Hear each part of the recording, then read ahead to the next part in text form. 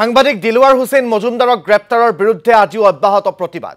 যোৰহাটত মুখ্যমন্ত্ৰীৰ পুত্তলিকা দাহ কৰি প্ৰতিবাদ সাব্যস্ত কৰে ৰাইজৰ দলৰ নেতা কৰ্মীয়ে। ইফালে যোৰহাট জিলা কংগ্ৰেছৰ ৰূপায়ণ কৰে প্ৰতিবাদী কাৰ্যসূচী। মুখ্যমন্ত্ৰীৰ পুত্তলিকা দাহ কৰে জিলা কংগ্ৰেছে। প্ৰতিবাদী কাৰ্যসূচীত অংশ ল'লে তিতাবৰৰ কংগ্ৰেছী বিধায়ক ভাস্কৰ বৰুৱায়ো। মৰিগাঁৱতো জিলা সাংবাদিক সন্থাৰ প্ৰতিবাদী কাৰ্যসূচী। গোলাঘাট জিলা কংগ্ৰেছেও মুখ্যমন্ত্ৰীৰ পুত্তলিকা দাহ কৰি সাব্যস্ত কৰে প্ৰতিবাদ। বিজেপি চৰকাৰৰ বিৰুদ্ধে স্বৈৰতান্ত্ৰিক শাসনৰ অভিযোগ তুলি সৰব গোলাঘাট জিলা কংগ্ৰেছৰ নেতা কৰ্মী।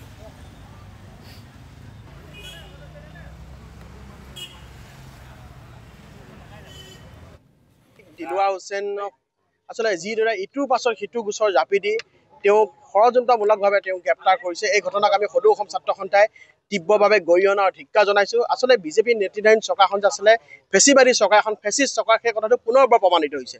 কাৰণ এই চৰকাৰখনৰ দিনত সাংবাদিকে বাতৰি আচলতে পৰিৱেশন কৰিব গ'লে তেওঁলোকক ষড়যন্ত্ৰমূলকভাৱে গ্ৰেপ্তাৰ কৰে।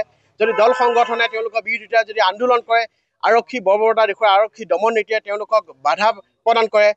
কবিসকলে যদি তেওঁলোকৰ চৰকাৰখনৰ বিৰুদ্ধে যদি সুৰ বুজাই তেওঁলোকে মনৰ ভাৱ কবিতা আকাৰে প্ৰকাশ পায়, সেই কবিসকলক গ্ৰেপ্তাৰ কৰে। আচলতে এই চৰকাৰখনে চৌৰাচৰি শাসন চলাই আছে। এই চৰকাৰখনৰ দিনতে সংবাদ কৰ্মীসকলক, বিশেষকৈ যাক আমি গণতন্ত্ৰৰ চতুৰ্থ স্তম্ভ বুলি কওঁ, এই সংবাদ কৰ্মীসকলক তেওঁলোকে ইটোৰ পাছত সিটোৰ আক্ৰমণাত্মক আচলতে ঘটনা ঘটাই আহিছে।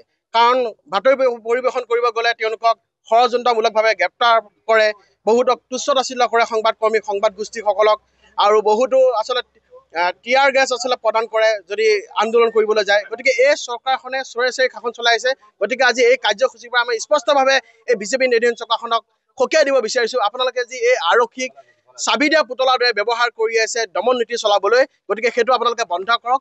আৰু আপোনালোকে যিমানেই দমন নীতিৰে আপোনালোকে যিমানে ভয় ভাবুকিৰে আমাৰ কণ্ঠ ৰোধ কৰাৰ চেষ্টা কৰিছে, সংবাদ কৰ্মীসকলৰ কণ্ঠ ৰোধ নহয়, আমাৰ বুদ্ধিজীৱীসকলৰ কণ্ঠ ৰোধ নহয়, বিভিন্ন দল সংগঠনৰ কণ্ঠ ৰোধ নহয়, সেই কথাটো স্পষ্ট।